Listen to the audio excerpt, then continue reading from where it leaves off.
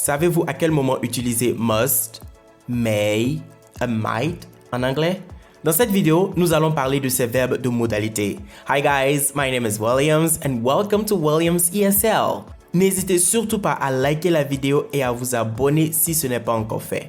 Ok, allons dans le vif du sujet. Must est utilisé pour parler des choses qu'on doit absolument faire.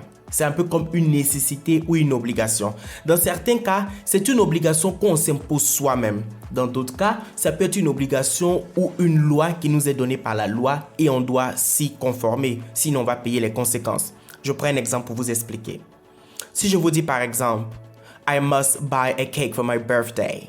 I must buy a cake for my birthday. I must buy a cake for my birthday. Je dois acheter un gâteau pour mon anniversaire.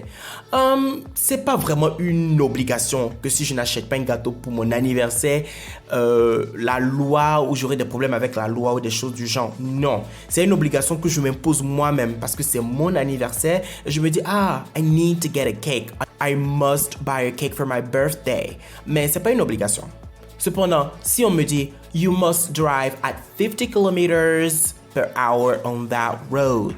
C'est une loi, c'est une obligation. Et si je ne fais pas, je vais devoir payer les conséquences. Si la police m'arrête, je vais devoir payer les conséquences. You must drive at 50 kilometers per hour on that road.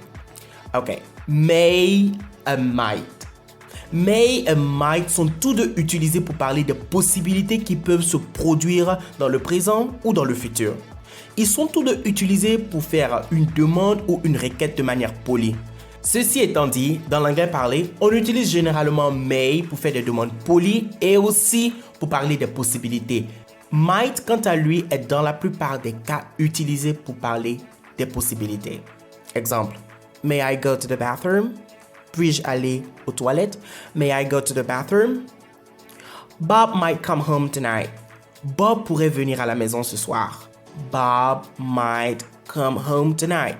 Bob might come home tonight.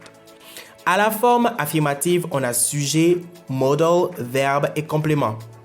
À la forme négative, on aura must not qui va devenir mustn't, must not.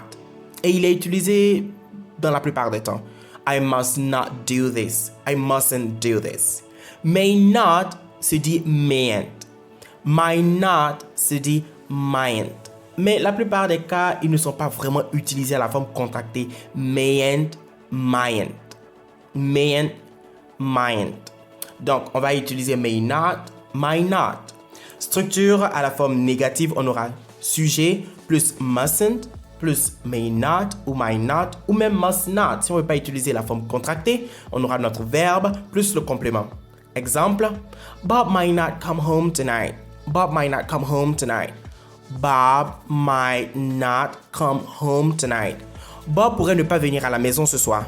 Bob might not come home tonight. I must not buy a cake for my birthday. I mustn't buy a cake for my birthday. I must not buy a cake for my birthday.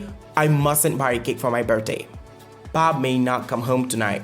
Bob peut ne pas venir à la maison ce soir. Bob may not come home tonight. Bob peut ne pas venir à la maison ce soir. À la forme interrogative, on aura le modal, plus le sujet, plus le verbe et le complément. Must you do this at home? Must you do this at home? Dois-tu le faire à la maison? May I call you tomorrow? May I call you tomorrow? Puis-je vous appeler demain? May I call you tomorrow? Okay guys, that's it for our lesson today. C'est tout pour notre leçon d'aujourd'hui. N'oubliez pas de liker, commenter la vidéo, abonnez-vous à la chaîne Williams ESL et on se dit à la prochaine vidéo. I'm Williams. Goodbye for now.